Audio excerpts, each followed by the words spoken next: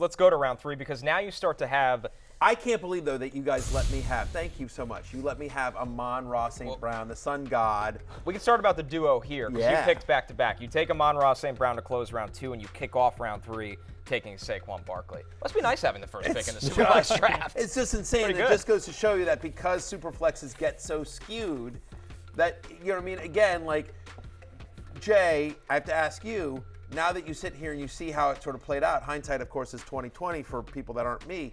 But what I would say here is that do you regret taking Chris McCaffrey in the first round when I get Saquon Barkley in the first pick of the third round? Again, because there's so many quarterbacks that go, you can sort of wait on, you're like, I can't believe this guy is still here. But the truth is because it's so quarterback heavy, those guys will still be there. No, I don't think so. Because I think there's a differentiation between getting a Tua and then having to wind up with Derek Carr or Kirk Cousins or whatever. So I think that locking in McCaffrey, who I think is a tier above Saquon, and so just getting that and pairing McCaffrey with Tua as opposed to pairing, I don't know, getting what? My other option there was Dak Prescott as opposed to waiting for Tua. So at that point, I'd rather have McCaffrey and Tua than Dak Prescott and then Saquon.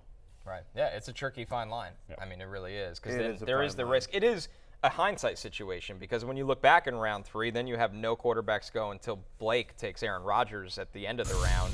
So you do have that giant gap here.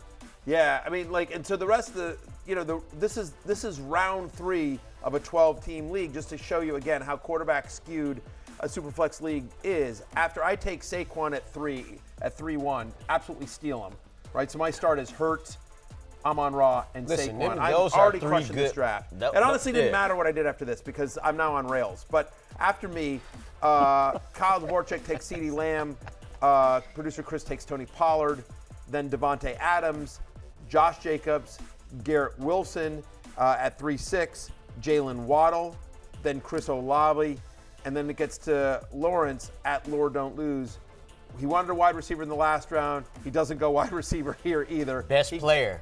I just went best player, man. Last year's RB4, despite the Titans having the 10th worst offense in football, I just couldn't pass up on that 1,500 yards that he's going to run for eventually. Yeah, and to answer your earlier question, Matthew, I would have loved to take Saquon Barkley in the third round, but you had the first pick of the third round, and I had the 10th pick, so I couldn't take him, and I had to take Devontae Smith. Right. I will say, though, Jonathan Taylor.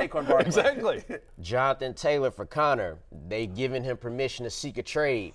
That pick at the end of the third round, that could end up being the best value pick in the whole draft, depending on if and where he goes. For the record, by the way, I don't know if you saw this because your phone is off, but I just got an alert. Jonathan Taylor has officially requested a trade from Connor's team to mine. So just so you know. So we're working on it, JT. Yes. Don't you worry about it. I get it. You want to play for a winner. It makes total sense to me. Yeah. We will work that out. I'm not going to pay market value, but like I might give you a Donovan Peoples-Jones. Or that's that. But you don't have him. Right. Let's see on your 100%. roster. But I'm just saying, Jonathan Taylor has requested a team to a winning franchise. I think with that pick, honestly, go ahead and talk about Jonathan Taylor. Swinging for ceiling because I didn't love how I walked out of the first 2 rounds. Right. Full transfer. I love Jamar Chase in round 1. I think Jamar Chase can easily be wide receiver 1 this year. I agree. Love that pick.